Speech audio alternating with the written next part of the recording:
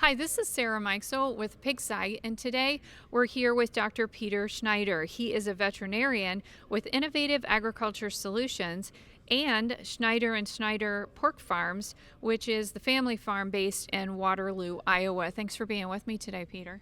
Yeah, thanks for the opportunity. I enjoy being here. Very good. And we should let folks know we are in Muncie, Indiana at the Four-Star Vet Conference, their pork industry conference that they have annually. And you were one of the speakers today, Peter, and you talked about the biggest challenges in the pork industry, and you hit some heavy ones. So why don't you talk through some of your message to the audience here? Well, there's certainly a lot of challenges facing the industry, and those are somewhat specific to the industry as a whole, but obviously every farm has their own challenges that they deal with. Today I kind of tried to focus on the ones, maybe the biggest ones that I feel like are facing our industry, and the ones that frankly take up the most time for me to think about and try to find solutions to. So started out by focusing on PRRS, and obviously that's a large one that's been a problem in the industry for a while.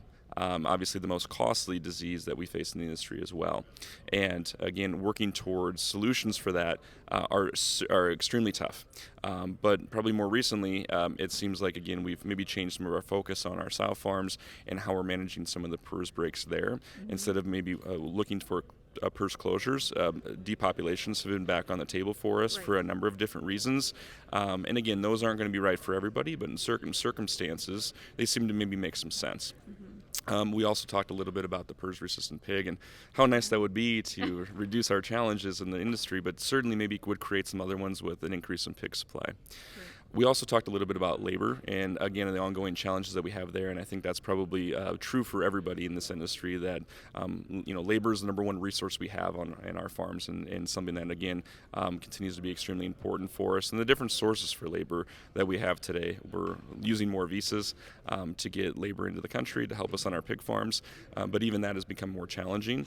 And then how do we go forward on that end of it? But we really focused on, we've got to retain the labor that we have and make sure that we keep them around and keep them happy and keep them well trained on our farms to experience success. We moved on and talked a little bit about the sow housing issues we have today, and obviously that's been ongoing for a while on a state-by-state basis, but now with the California Proposition 12, we have seen one state able to legislate the sow housing for the entire country and our entire industry here. And so again, that's created some challenges for us on that end. It's reduced demand, and for us producers, that's a huge factor since we really haven't grown demand in the last 60 years within our country here ourselves. So we need to be mindful about that, how we continue to stop the erosion of demand and how maybe we start to generate more demand for our product.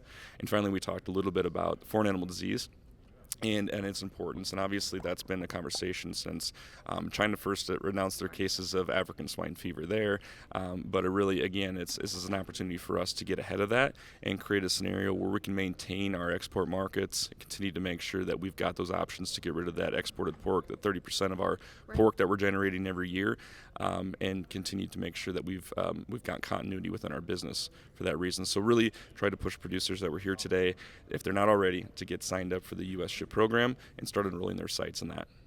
Very good.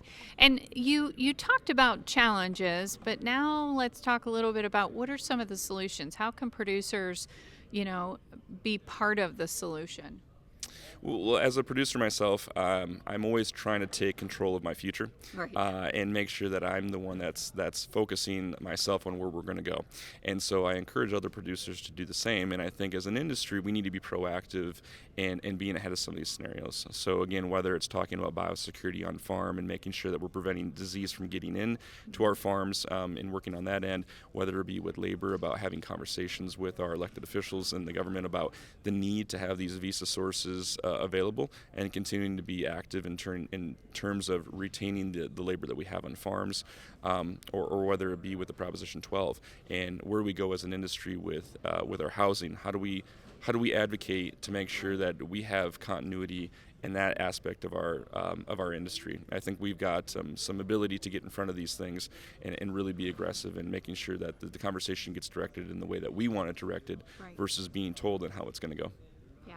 There's I mean, in my mind, a lot of this stuff kind of really starts with make sure we're sitting down and talking about it, right? To find solutions. Even, I mean, sometimes communication is also part of the is part of the key. Absolutely. With anything we do, everything we Yeah. do, communication is huge. And so, again, nothing different here, absolutely the same. We've got a couple of organizations that represent us between National Pork Producers Council and National Pork Board. Get involved with these aspects of our industry, make sure they understand how you feel in terms of where we feel like these things should go to, and make sure we're communicating on that end for sure. Very good. Well, thank you so much for all the information today. I appreciate the opportunity. Thank you again. This is Sarah Mikesell with the Pig Site.